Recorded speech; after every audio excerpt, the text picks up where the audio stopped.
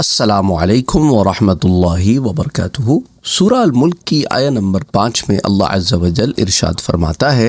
وَلَقَدْ زَيَّنَّا السَّمَاءَ الدُّنْيَا بِمَصَابِيحَ، اور بے شک ہم نے آسمان دنیا کو چراغوں سے مزین کر دیا، وَجَعَلْنَاهَا رُجُومًا لِلشَّيَاطِينِ، اور ان کو شیطانوں کے مار بھگانے کا ذریعہ بنا دیا، وَأَعْتَدْنَا لَهُمْ عَذَابَ السَّعِيرِ، اور ان کے لیے دہکتی ہوئی دوزخ کا عذاب تیار کر دیا، وَلِلَّذِينَ كَفَرُوا بِرَبِّهِمْ عَذَابُ جَهَنَّمَ، اور اپنے رب کا کفر کرنے والوں کے لیے دوزخ کا عذاب ہے، وَبِئْسَ الْمَصِيرُ، اور وہ کیسا برا ٹھکانہ ہے۔ اذا القوا فيها سمعوا لها شهيقا وهي تفور، جب ان کو دوزخ میں جھونکا جائے گا تو وہ دوزخ کی خوفناک چنگھاڑ سنیں گے اور وہ جوش میں آ رہی ہوگی۔ تو اس آیت میں جو مصابیح کا لفظ ہے اور یہ مصباح کی جمع ہے اور اس کا معنی چراغ ہے، ستاروں کو ان کی روشنی پہنچانے کی وجہ سے چراغ کہا جاتا ہے، اور فرمایا کہ ان کو شیطانوں کے مار بھگانے کا ذریعہ بنا دیا۔ اس کی ایک تفسیر یہ ہے کہ ہم نے آگ کے گولے پیدا کیے جن سے ان شیطانوں کو مار بھگایا جاتا ہے، جو فرشتوں کی باتیں سننے کے لیے چوری چھپے آسمانوں پر جاتے ہیں۔ اس تفسیر کی بنا پر ستارے اپنی جگہ قائم رہتے ہیں، ان ستاروں سے شیاطین کو رجم نہیں کیا جاتا، یعنی مار بھگایا نہیں جاتا۔ اس کی ایک اور تفسیر ہے، وہ یہ ہے کہ ان ستاروں سے شیاطین کو رجم کیا جاتا ہے اور ستارہ بھی نفسی ہی نہیں مارا جاتا، یعنی پورا کے پورا ستارہ دے کے نہیں مارا جاتا، اس ستارے سے کچھ اجزاء جو جھڑ جاتے ہیں ان اجزاء سے شیاطین کو رجم کیا جاتا ہے، اور ستاروں کے کچھ اجزاء جھڑنے سے ان کی صورت اور ان کی روشنی دینے میں کوئی فرق نہیں پڑتا۔ حضرت قتادہ رحمۃ اللہ علیہ کہتے ہیں کہ اللہ سبحانہ و تعالیٰ نے ستاروں کو 3 کاموں کے لیے پیدا کیا ہے۔ وہ آسمانوں کی زینت ہیں، ایک کام یہ ہے کہ وہ شیاطین کو مار بھگانے کا ذریعہ ہیں، اور اس کا یہ ہے کہ جنگلوں اور سمندروں میں ان کو رہنمائی کی علامت بنایا ہے۔ جس نے ان 3 باتوں کے علاوہ ستاروں کے متعلق کوئی اور تعویل کی، اس نے حد سے تجاوز کیا اور ظلم کیا، یعنی کہ جیسا کہ لوگ اس چکروں میں پڑ جاتے ہیں کہ ستاروں کی وجہ سے بارشیں ہو رہی ہیں، یا ستاروں کی وجہ سے اپنی قسمت کا حال پتہ کرتے ہیں اور یہ سمجھتے ہیں کہ ان کی قسمت ستاروں سے جڑی ہوئی ہے، یہ سارے کے سارے باطل عقیدے ہیں۔ تو حضرت قتادہ کی یہی مراد ہے کہ جس نے ستاروں کے متعلق یہ عقیدہ رکھا کہ وہ اس جہان میں تاثیر اور تصرف کرتے ہیں، ان کی وجہ سے بارشیں ہوتی ہیں اور کوئی تکوینی امور کا ظہور ہوتا ہے، یا جیسا ہمارے زمانے میں آپ دیکھیں نا، لوگ وہ بیٹھ کے وہ ہاروسکوپس پڑھ رہے ہوتے ہیں، پھر اس کے علاوہ جو ہے وہ فلاں ستارہ فلاں برج میں ہے تو فلاں کام ہوتا ہے، وہ تاریخ پیدائش کے حساب سے لوگوں کے ستارے بتاتے ہیں، یہ سب ان کے عقلی ڈھکوسلے ہوتے ہیں اور بالکل تکے بازیاں ہوتی ہیں۔ شریعت اسلام میں اس کی کوئی اصل نہیں ہے۔ اچھا، نجومی کا غیب کی باتیں بتانا اور اس سے غیب کی باتیں پوچھنا اور اس کی تصدیق کرنا، یہ سارا کچھ حرام ہے اور اس میں ایمان جانے کا خطرہ ہے۔ محمد بن کعب کہتے ہیں کہ اللہ کی قسم، زمین والوں کے لیے آسمان میں کوئی مؤثر ستارہ نہیں ہے، لیکن گمراہ لوگوں کو اس کے ذریعے کہانت کا ایک ذریعہ مل جاتا ہے کہ وہ لوگوں کو بیوقوف بناتے ہیں۔ اور ایک اور بات یاد رکھیں کہ جو لفظ شہاب ہے، یہ وہ چھوٹے چھوٹے اجرام ہوتے ہیں، جسم ہوتے ہیں یا شہاب، جن کی رفتار بہت تیز ہوتی ہے، زمین کی حرکت کے مخالف سمت میں حرکت کرتے ہوئے زمین کے کرۂ ہوائی سے متصادم ہوتے ہیں، تو ان کی رفتار اتنی تیز ہو جاتی ہے کہ ہوا کی مزاحمت سے جو حرارت پیدا ہوتی ہے وہ ان کو جلا کر خاک کرتی ہے۔ اور نظام شمسی کے جن مختلف ارکان کا میں نے آپ سے ذکر کیا ہے، ان کے علاوہ اور بے شمار چھوٹے چھوٹے اجرام ہیں جن کو شہاب ثاقب کہتے ہیں۔ اچھا، آپ میں سے وہ لوگ جو اس چینل پر بہت عرصے سے ہیں وہ جانتے ہیں کہ ہم نے بلیک ہولز پر بھی بات کی ہے، اور ہم نے اور مختلف جو ہے وہ سیلیسٹیل آبجیکٹس کے اوپر بھی بات کی ہے۔ اور یہ بھی یاد رکھیں کہ وہ چمکتا ستارہ جو آسمان سے گرتا یا آتش بازی کی طرح چھوٹتا ہوا دکھائی دیتا ہے، شہاب ثاقب کا ٹکڑا جو راکھ ہونے سے پہلے زمین تک پہنچ جاتا ہے اور دھماکے کے ساتھ پھٹ جاتا ہے۔ بعض اوقات ایسے شہاب جو ہے یہ زمین پر گر بھی پڑتے ہیں، یا ان کے کچھ حصے زمین پر گر پڑتے ہیں، جس کے ذریعے پھر ہم دیکھتے ہیں کہ وہ زمین کے اوپر کیا اثر ڈالتے ہیں اور کافی بڑے سائز کے ہوتے ہیں۔ علامہ راغب اصفہانی رحمۃ اللہ علیہ فرماتے ہیں کہ دیکھو، جلتی ہوئی آگ کے چمکدار شعلے کو شہاب کہتے ہیں، جیسا کہ المفردات میں آتا ہے۔ اور علامہ ابو السعدات المبارک، جن کو آپ علامہ ابن الاثیر الجزری کے نام سے جانتے ہیں، وہ متوفی 606 ہجری کے النہایہ کی جلد نمبر 2 صفحہ 458 پر یوں لکھتے ہیں کہ حدیث شریف میں آتا ہے کہ جب جنات فرشتوں کی باتیں چوری سے سنتے ہیں تو بسا اوقات ان کو شہاب پکڑ لیتا ہے، اس سے پہلے کہ وہ یہ باتیں کسی کے دل میں القاء کریں۔ اور شہاب سے آپ کی مراد ہے جو رات کو ستارے کی مانند ٹوٹتا ہے،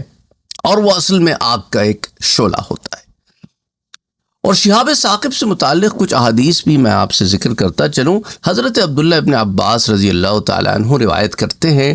کہ نبی اکرم صلی اللہ علیہ وآلہ وسلم اپنے اصحاب کی جماعت میں بیٹھے ہوئے تھے کہ اچانک ایک ستارہ ٹوٹ کر گرا اور فضا روشن ہو گئی۔ نبی اکرم صلی اللہ علیہ وآلہ وسلم نے پوچھا، جب تم زمانہ جاہلیت میں یہ منظر دیکھتے تھے تو اس کے متعلق کیا کہتے تھے؟ تو صحابہ کرام نے کہا، ہم یہ کہتے تھے کہ کوئی بڑا آدمی پیدا ہوا ہے یا کوئی بڑا آدمی فوت ہو گیا ہے۔ بس نبی اکرم صلی اللہ علیہ وآلہ وسلم نے فرمایا، آگ کا یہ شعلہ کسی کی موت پر پھینکا جاتا ہے، نہ کسی کی حیات پر۔ یہ آگ کے شعلے کسی کی زندگی اور موت نہیں بیان کرتے، لیکن ہمارا رب عز و جل جب کسی چیز کے متعلق کوئی فیصلہ فرماتا ہے تو حاملین عرش سبحان اللہ کہتے ہیں، پھر آسمان والے سبحان اللہ کہتے ہیں، پھر جو ان کے قریب ہیں وہ سبحان اللہ کہتے ہیں، پھر جو ان کے قریب ہیں وہ سبحان اللہ کہتے ہیں، حتیٰ کہ اس آسمان تک جو ہمارے سب سے قریب ہے یہ معاملہ پہنچ جاتا ہے۔ پھر چھٹے آسمان والے جو ہیں وہ 7ویں آسمان والوں سے پوچھتے ہیں کہ تمہارے رب نے کیا فرمایا ہے، پھر وہ ان کو خبر دیتے ہیں۔ پھر ہر نیچے کے آسمان والے اوپر کے آسمان والوں سے یہ پوچھتے ہیں، حتیٰ کہ آسمان دنیا تک یہ خبر پہنچ جاتی ہے، اور شیاطین چوری سے اس خبر کو سن لیتے ہیں، پھر وہ یہ خبر اپنے شاگردوں اور اپنے دوستوں تک پہنچا دیتے ہیں۔ پھر اگر وہ اسی خبر کو بیان کریں تو وہ حق ہے، لیکن وہ اس میں تحریف کرتے ہیں، رد و بدل کرتے ہیں، اس میں کچھ اور باتوں کا اضافہ کر دیتے ہیں۔ امام ترمذی کہتے ہیں کہ یہ حدیث حسن صحیح ہے، تو امام ترمذی نے اسے روایت کی حدیث 3224، اور امام احمد نے اسے المسند میں اور امام بیہقی نے الدلائل النبوہ میں روایت کیا ہے۔ سنن الترمذی اور مسند امام احمد کی حدیث سے معلوم کیا ہوتا ہے کہ نبی اکرم صلی اللہ علیہ وآلہ وسلم کی بعثت سے پہلے زمانہ جاہلیت میں بھی شیاطین فرشتوں کی باتیں سننے کے لیے آسمانوں پر چڑھتے تھے، اور ان پر آگ کے شعلے پھینکے جاتے جو اس طرح دکھائی دیتے جیسے ستارے ٹوٹ کر گر رہے ہوں۔ اور بعض احادیث سے معلوم ہوتا ہے کہ آپ کی بعثت سے پہلے یہ عمل نہیں ہوتا تھا، اور شیاطین کو آسمان پر چڑھنے اور فرشتوں کی باتیں سننے سے منع نہیں کیا جاتا تھا۔ حدیث میں آتا ہے، حضرت عبداللہ ابن عباس رضی اللہ تعالیٰ عنہ بیان کرتے ہیں کہ پہلے رسول اکرم صلی اللہ علیہ وسلم نے جنات پر قرآن مجید نہیں پڑھا تھا اور نہ ان کو دیکھا تھا۔ نبی اکرم صلی اللہ علیہ وآلہ وسلم اپنے اصحاب کی جماعت کے ساتھ عکاظ کے بازار میں گئے، اور آسمان کی خبر اور شیاطین کے درمیان کوئی چیز حائل ہو گئی تھی، اور ان کے اوپر آگ کے شعلے پھینکے جاتے تھے۔ بس شیاطین اپنی قوم کی طرف گئے اور انہوں نے کہا کہ ہمارے اور آسمان کی خبر کے درمیان کیا چیز حائل ہو گئی ہے، اور ہم پر آگ کے شعلے پھینکے جاتے ہیں۔ انہوں نے کہا ضرور کوئی نئی بات ہوئی ہے،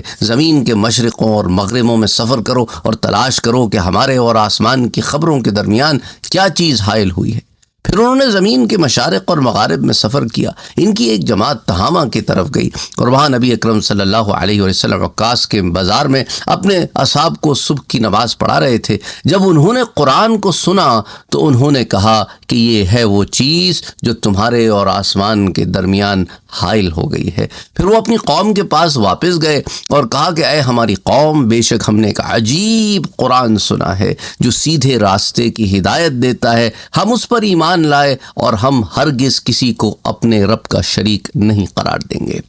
صحیح بخاری اور صحیح مسلم کی متفق علیہ روایت ہے۔ یہ صحیح بخاری میں آتی ہے حدیث 773، اور پھر صحیح مسلم میں حدیث 449، پھر سنن الترمذی میں حدیث 3323 اور السنن الکبریٰ میں بھی اسے امام النسائی نے حدیث 11,624 کے تحت روایت کی ہے۔ اور ایک قول یہ بھی آتا ہے کہ شہاب ثاقب کا گرنا پہلے بھی کبھی دکھائی دیتا تھا اور معروف بھی تھا، لیکن شیاطین کو ان کے ذریعے دور کرنا اور جلانا یہ حضور اکرم صلی اللہ علیہ وآلہ وسلم کی بعثت کے بعد شروع ہوا۔ اسی لیے جنات نے اپنے دور کیے جانے پر حیرت اور تعجب کا اظہار کیا اور اس کا سبب تلاش کیا۔ اکمل المعلم بفوائد مسلم کی جلد نمبر 2 صفحہ 364 سے 366 تک بڑی تفصیل سے اس پر بات ہوئی ہے۔ اچھا، اسی طرح علامہ قرطبی رحمۃ اللہ علیہ اس حدیث کی شرح میں لکھتے ہیں کہ صحیح بخاری اور صحیح مسلم میں یہ دو متعارض اور مختلف حدیث ہیں۔ ایک حدیث سے معلوم ہوتا ہے کہ نبی اکرم صلی اللہ علیہ وآلہ وسلم کی بعثت سے پہلے بھی شہاب ثاقب گرائے جانے کا معمول تھا، اور دوسری سے معلوم ہوتا ہے کہ یہ امر آپ کی بعثت کے بعد شروع ہوا ہے، اور ظاہر قرآن میں بھی اس کی تائید ہے۔ اسی وجہ سے علماء میں اختلاف ہوا۔ جاہز نے یہ کہا کہ آپ کی بعثت سے پہلے شہاب ثاقب گرانے کا معمول نہیں تھا، اور امام غزالی نے کہا کہ یہ آپ سے پہلے بھی معمول تھا لیکن آپ کی بعثت کے بعد یہ بہت زیادہ ہو گیا، اور اس طرح ان حدیثوں کا تعارض دور ہو جاتا ہے کہ اب اس کے اندر ایک آپ سمجھ لیں کہ اگر کوئی اختلاف جو ہے وہ یوں پر ہو جاتا ہے کہ پہلے بھی معمول تھا لیکن حضور صلی اللہ علیہ وسلم کی بعثت کے زمانے میں کثرت ہو گئی۔ المفہم جلد نمبر 7 صفحہ 420-421۔ اسی طرح علامہ ابن حجر العسقلانی رحمۃ اللہ 852 ہجری آپ کی وفات کا سال ہے۔ آپ لکھتے ہیں کہ امام عبدالرزاق نے اپنی سند کے ساتھ روایت کیا ہے کہ زہری سے سوال کیا گیا کہ زمانہ جاہلیت میں ستاروں کو شیاطین پر پھینکا جاتا تھا۔ انہوں نے کہا ہاں، لیکن اسلام آنے کے بعد اس میں زیادہ شدت آ گئی، اور یہ ان مختلف حدیثوں میں اس کی بہترین جو ہے یہ تطبیق بیان فرمائی آپ نے۔ پھر وہ کہتے ہیں کہ میں نے وہب ابن منبہ کی ایک ایسی روایت دیکھی جس سے اشکال دور ہو جاتا ہے اور ان مختلف حدیثوں میں تطبیق پیدا ہو جاتی ہے۔ انہوں نے کہا کہ پہلے ابلیس تمام آسمانوں پر چڑھا کرتا تھا اور جس جگہ چاہتا تھا پھرتا رہتا تھا۔ جب سے حضرت آدم علیہ السلام جنت سے زمین پر آئے تھے اس کا یہی معمول تھا اور اس کو منع نہیں کیا جاتا تھا، حتیٰ کہ حضرت عیسیٰ علیہ السلام کو آسمان پر اٹھا لیا گیا، پھر اس کو چوتھے آسمان تک چڑھنے سے روک دیا گیا، اور جب حضور اکرم صلی اللہ علیہ وآلہ وسلم مبعوث ہوئے تو پھر اس کو بقیہ 3 آسمانوں پر بھی چڑھنے سے روک دیا گیا۔ پھر ابلیس اور اس کا لشکر چوری چھپے جا کر فرشتوں کی باتیں سنا کرتے تھے تو ان پر ستارے مارے جاتے تھے۔ فتح الباری کی جلد نمبر 8 صفحہ نمبر 672 اور 673۔ تو حضرت وہب ابن منبہ کی جو روایت ہے اس میں آپ کو یہ بڑی تفصیل مل جاتی ہے کہ اسے آسمانوں میں جنتوں سے تو نکال دیا گیا، اسے قرب سے نکال دیا گیا، لیکن آسمانوں میں اس کی رسائی رہی ایک زمانے تک۔ پھر حضرت عیسیٰ علیہ السلام کو جب اٹھایا گیا آسمانوں کی طرف تو اسے ان آسمانوں کے نیچے رکھا گیا، اور اس کے بعد اسے حضور صلی اللہ علیہ وسلم کی بعثت کے زمانے میں ہر آسمان سے روک دیا گیا۔ اس لیے اگر وہ پہلے چڑھتے تھے خبریں لاتے تھے تو زمین والوں کی اس کی خبر نہیں ہوتی تھی، پھر جب انہیں مکمل روک دیا گیا ہر آسمان سے تو پھر زیادہ کثرت سے ہمیں یہ چیز نظر آنے لگ گئی، اور وہ جتنا بھی عرصہ ان پر پابندی رہی ہے اس کے اندر یہ معمول بڑھ گیا کہ آسمانوں پہ شہاب ثاقب کی کثرت دیکھی گئی، اور اب اس کی ضرورت نہیں ہے اس لیے اب دیکھی نہیں جاتی۔ امام فخر الدین رازی متوفی 606 ہجری کے لکھتے ہیں کہ اس مقام پر منکرین کے چند شبہات بھی پیدا ہوتے ہیں، اور ان کے جوابات آپ نے دیے۔ آپ کہتے ہیں دیکھیں قدیم فلاسفرز جو تھے، پرانے فلاسفرز جو تھے، ان کی کتابوں میں بھی ستاروں کے ٹوٹنے کا ذکر ہے، تو انہوں نے کہا کہ جب دھوپ سے زمین گرم ہو جاتی تو اس سے خشک بخارات اوپر چڑھتے، اور جب وہ آسمان کے قریب طبقہ نار میں پہنچتے تو جل جاتے، اور اسی شعلے کو شہاب ثاقب کہا جاتا ہے۔ وہ کہتے ہیں کہ اس کا جواب یہ ہے کہ دیکھیں قدیم فلاسفہ جو تھے یا فلاسفرز تھے ان کا یہ ماننا تھا۔ اس کا جواب یہ ہے کہ ہم اس کا انکار نہیں کرتے کہ نبی صلی اللہ علیہ وسلم کی بعثت سے پہلے شہاب ثاقب موجود نہیں تھے، اور اس کے دیگر طبعی اسباب تھے، یا اس کے منافی نہیں ہے کہ حضور صلی اللہ علیہ وسلم کی بعثت کے بعد کسی اور سبب سے شہاب ثاقب پائے جائیں، اور وہ سبب ان جنات کو مار بھگانے کا ہو جو فرشتوں کی باتیں سننے کے لیے آسمانوں کے اوپر چڑھنے کی کوشش میں لگے رہتے تھے یا چوری چھپے سننے کی کوشش کرتے تھے۔ اور زہری سے پوچھا گیا کہ کیا زمانہ جاہلیت میں بھی شیطانوں پر آگ کے گولے مارے جاتے تھے؟ تو انہوں نے کہا ہاں، کیا تم نے یہ قرآن کی آیت نہیں پڑھی جو سورہ الجن میں موجود ہے؟ وَأَنَّا لَمَسْنَا السَّمَاءَ فَوَجَدْنَاهَا مُلِئَتْ حَرَسًا شَدِيدًا وَشُهُبًا وَأَنَّا كُنَّا نَقْعُدُ مِنْهَا مَقَاعِدَ لِلسَّمْعِ فَمَنْ يَسْتَمِعِ الْآنَ يَجِدْ لَهُ شِهَابًا رَصَدًا۔ اور ہم نے آسمان کو چھو کر دیکھا تو اسے سخت محافظوں اور شعلوں سے بھرا ہوا پایا، اور ہم پہلے فرشتوں کی باتیں سننے کے لیے آسمان میں جگہ جگہ بیٹھ جایا کرتے تھے، سو اب جو بھی سننے کے لیے جاتا وہ ایک شعلے کو اپنی گھات میں پاتا ہے۔ دوسری چیز آپ یہ لکھتے ہیں کہ یہ ایک سوال پیدا ہوتا ہے کہ یہ کیسے ممکن ہے کہ ہزاروں جنات ہزاروں بار آسمانوں پر فرشتوں کی باتیں سننے کے لیے جائیں اور ان کو ہزاروں بار جلا دیا جائے، اس کے بعد وہ پھر اوپر جائیں، جبکہ عقل والے کو پتہ چل جاتا ہے کہ فلاں کام کرنے سے وہ ہلاک ہو جائے گا تو دوبارہ یہ کام نہیں کرتا۔ تو اس کا جواب یہ ہے کہ اللہ سبحانہ وتعالی نے اس طرح کی ہلاکت کو ان کے لیے مقدر کر دیا ہے، اور جو کام تقدیر میں ہو وہ پورا ہو کر رہتا ہے، اور جب تقدیر کا لکھا ہوا آتا ہے تو عقل جاتی رہتی ہے۔ مثال کے طور پہ دنیا میں آپ دیکھتے ہیں بعض انسانوں کو پتہ ہوتا ہے کہ جو وہ کام کرنے جا رہے ہیں موسٹ پروبیبلی واپس نہیں آئیں گے، لیکن وہ کام کرنے سے باز نہیں آتے، وہ کام کرتے ہیں۔ حدیث میں یہ بھی آتا ہے کہ دیکھیں آسمان کی موٹائی اور ایک آسمان سے دوسرے آسمان تک کی مسافت 500 سال میں طے ہوتی ہے، اور ان جنات کا آسمان کے اجسام میں نفوذ کرنا اور آسمانوں کے اتصال کو منقطع کرنا باطل ہے، کیونکہ قرآن میں ہے کہ آسمانوں میں کوئی شگاف نہیں ہے، اور جب وہ آسمانوں میں نفوذ نہیں کر سکتے تو اتنی دور سے ان کے لیے فرشتوں کی باتیں سننا کس طرح ممکن ہے؟ اور اگر وہ اتنی دور سے فرشتوں کی باتیں سن سکتے ہیں تو پھر ان کا آسمانوں پر جانا یہ کیا ضروری ہے؟ وہ زمین سے بھی فرشتوں کی باتیں پھر سن سکتے ہیں؟ تو اس کا جواب یہ ہے کہ دیکھو، یہاں تک آسمانوں کے درمیان کی مسافت کی بات ہے تو یہ وہ مسافت ہے جس کا ہمیں پیمائش نہیں پتہ، کس یونٹ کے اندر وہ ٹرانسفر ہو رہے ہیں، وہ 500 سال ہمیں نہیں پتہ۔ اچھا، اور دوسری بات یہ بھی یاد رکھیں کہ ہم کیا سمجھتے ہیں کہ دیکھو ہمیں تو یہاں سے کائنات کے کسی ایک حصے سے دوسرے حصے جانے میں اتنے ملینز آف لائٹ ایئرز لگ جاتے ہیں، تو آپ کہہ رہے ہیں آسمان جو ہے وہ 500 سال، یہ کیا بات ہوئی؟ کیونکہ ہم سمجھ نہیں پا رہے ہیں، کیونکہ ہمارا جو سارا کے سارا یونیورس ہے یہ ایک فیبرک ہے، ایک فیبرک ہے جس کے اندر ہر ستارہ ہر سیارہ ایک ڈنٹ پروڈیوس کیے ہوئے ہے، جتنا بڑا اس کا میس ہے اتنا بڑا اس کا کرو ہے، اور دوسری چیزیں اس کے گرد گھوم رہی ہیں۔ اچھا، اب جب آپ آسمان کی طرف جاتے ہیں تو آسمانی سفر جو ہے یہ 3 ڈائمینشنل اسپیس میں نہیں ہے، ایکس وائی زی یہ جو ہے نا ان میں نہیں ہے۔ ایکس وائی زی کا جتنا سفر ہے وہ تو کائناتی سفر ہے، آسمانوں کا سفر اس سے ماورا ڈائمینشن میں ہے، یہ الگ ڈائمینشن کا سفر ہے کہ آپ اس فیبرک کو ہی چھوڑ دیں، اس فیبرک کو چھوڑ دیں۔ ہم جتنے یہ سیٹلائٹس وغیرہ بھیج رہے ہیں، ہم جتنے اپنے زمین سے بیٹھے ہوئے ریسرچ ورک کر رہے ہیں خلا میں، وہ سارا کے سارا اس فیبرک میں ہے۔ اس فیبرک سے باہر کیسے نکلنا یہ ہم کو معلوم ہی نہیں ہے۔ آسمان کی طرف جانا اور آسمان میں داخل ہو جانا اس کا تو علم ہی نہیں ہے ہمیں صرف 3 ڈائمینشنل اسپیس کے اندر گھومنے کا علم ہے۔ تو اس لیے آسمان کی جو ڈائریکشن ہے اس کی سمتی ہمیں نہیں پتہ، اور پھر ان آسمانوں کی درمیان، کیونکہ ہر آسمان دوسرے آسمان کی چھت ہے، آسمان دنیا کائنات کی چھت ہے، اور یوں چلتے چلتے چلتے چلتے عرش ہر شے کی چھت ہے، اور ہر شے کی زمین وہ پانی ہے جو معلق ہے۔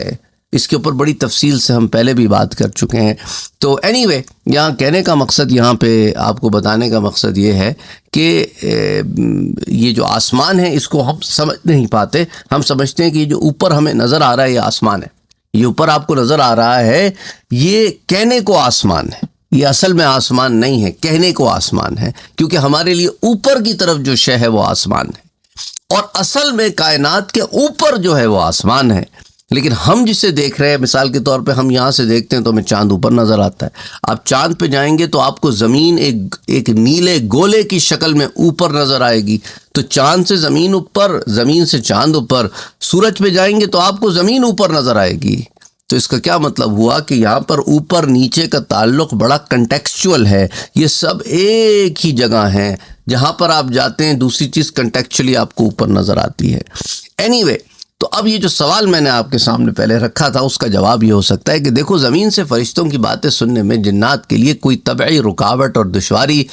یا ہو، یا وہ زیادہ تحقیق اور تاکید کے لیے فرشتوں کے قریب پہنچ کر ان باتوں کو سننا چاہتے ہو، تو ان میں سے کوئی بھی جواب ہو سکتا ہے۔ اور چوتھی بات یہ کہ دیکھو، فرشتے مستقبل کی باتوں پر لوح محفوظ کے مطالعے سے ہی مطلع ہوتے ہیں، یا اللہ ان کی طرف کوئی وحی فرماتا ہے۔ ہر دو صورتوں میں فرشتے ان امور پر سکوت کیوں نہیں کرتے اور ان امور کے متعلق آپس میں گفتگو کیوں کرتے ہیں، جس کی وجہ سے جنات کو باتیں پتہ چل جاتی ہیں؟ تو اس کا جواب یہ ہے کہ دیکھو، اس کا تعلق بھی امر الہی سے ہے۔ تقدیر میں بھی اسی طرح تھا کہ فرشتے مستقبل کے کاموں کے متعلق باتیں کریں گے اور شیاطین ان کو چوری چھپے سننے کے لیے آسمانوں کے اوپر جائیں گے۔ حضرت ابو ہریرہ رضی اللہ تعالیٰ عنہ بیان کرتے ہیں کہ نبی اکرم صلی اللہ علیہ وآلہ وسلم نے ارشاد فرمایا کہ جب اللہ آسمان پر کسی امر کا فیصلہ فرماتا ہے تو فرشتے عاجزی سے اپنے پر مارنے لگتے ہیں، جیسے زنجیر کو صاف پتھر مارا جائے۔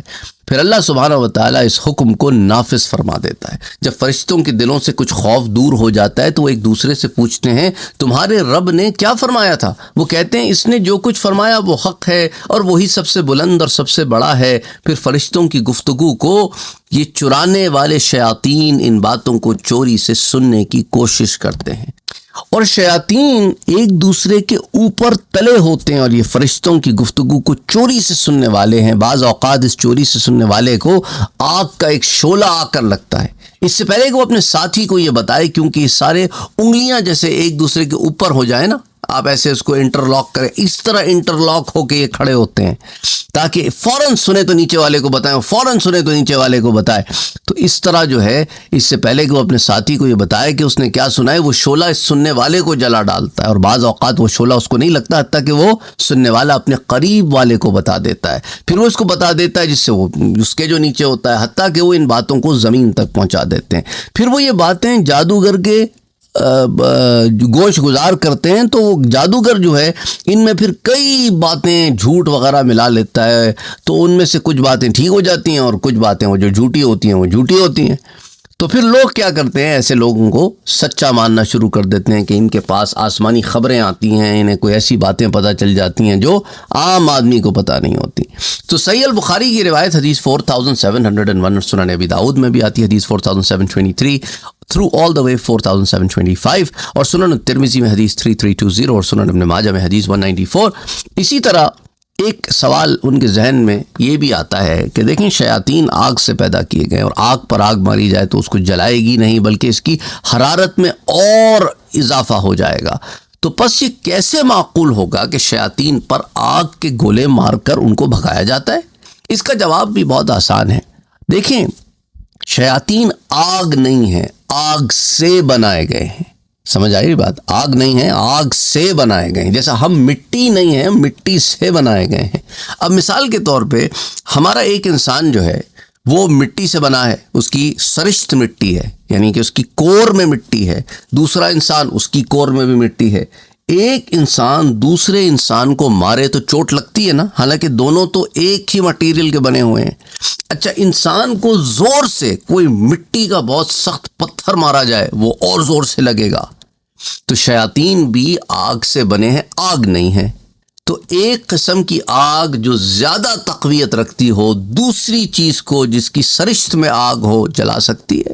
کیونکہ وہ زیادہ قوی ہے، زیادہ اقویٰ ہے۔ اچھا، اسی طرح سوال پیدا ہوتا ہے کہ شیاطین کو نبی صلی اللہ علیہ وسلم کی وجہ سے رجم کیا جاتا تھا، تو آپ کی وفات کے بعد اس رجم کی کیا ضرورت ہے؟ تو اس کا جواب یہ ہے کہ کاہنوں کی خبر کو باطل کرنے کے لیے رجم الشیاطین کو برقرار رکھا گیا ہے۔ اسی طرح رجم الشیاطین زمین کے قریب ہوتا ہے، اگر یہ آسمان کے قریب ہوتا ہے تو اس کا مشاہدہ نہ کر سکتے، جیسا کہ ستاروں کی حرکات کا مشاہدہ نہیں کرتے۔ اور جب یہ رجم زمین کے قریب ہوتا ہے تو پھر یہ کس طرح کہا جا سکتا ہے کہ اس رجم کی وجہ سے شیاطین آسمانوں تک نہیں پہنچ سکتے؟ تو اس کا جواب یہ ہے کہ دیکھیں، ہمارے نزدیک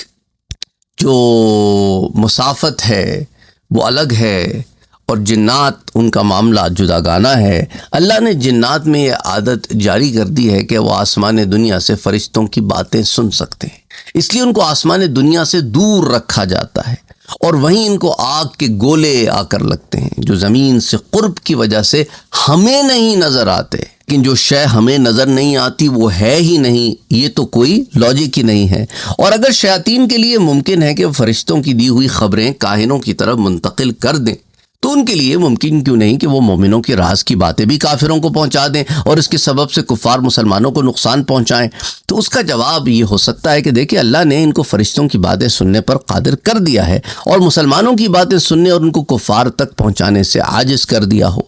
اور اسی طرح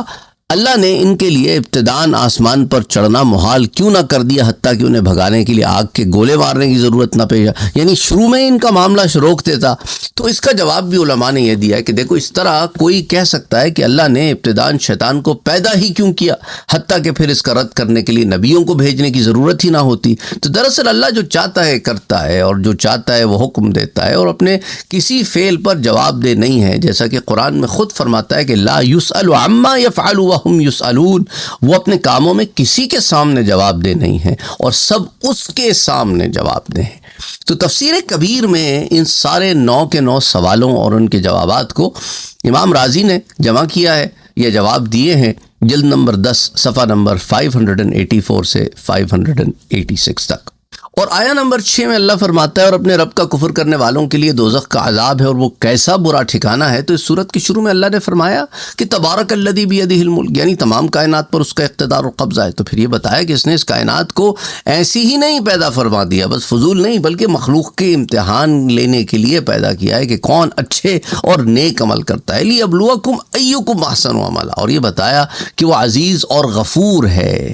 اور کافروں کو سزا دینے پر غالب ہے اور مومنوں کو جزا دینے اور بخشنے پر قادر ہے۔ اور یہ تب ہی ہو سکتا ہے جب اللہ کا علم بھی کامل ہو اور اس کی قدرت بھی کامل ہو، اور جب وہ ہر شے کا علم رکھتا ہے اور ہر شے پہ قدرت رکھتا ہے، تو اس کا تقاضا اس آیت میں بیان فرمایا، اور اپنے رب کا کفر کرنے والوں کے لیے دوزخ کا عذاب ہے اور وہ کیسا برا ٹھکانہ ہے۔ اچھا، اسی طرح آیت 7 میں فرماتا ہے جب ان کو دوزخ میں جھونکا جائے گا تو وہ دوزخ کی خوفناک چنگھاڑ سنیں گے اور وہ جوش میں آ رہی ہوگی۔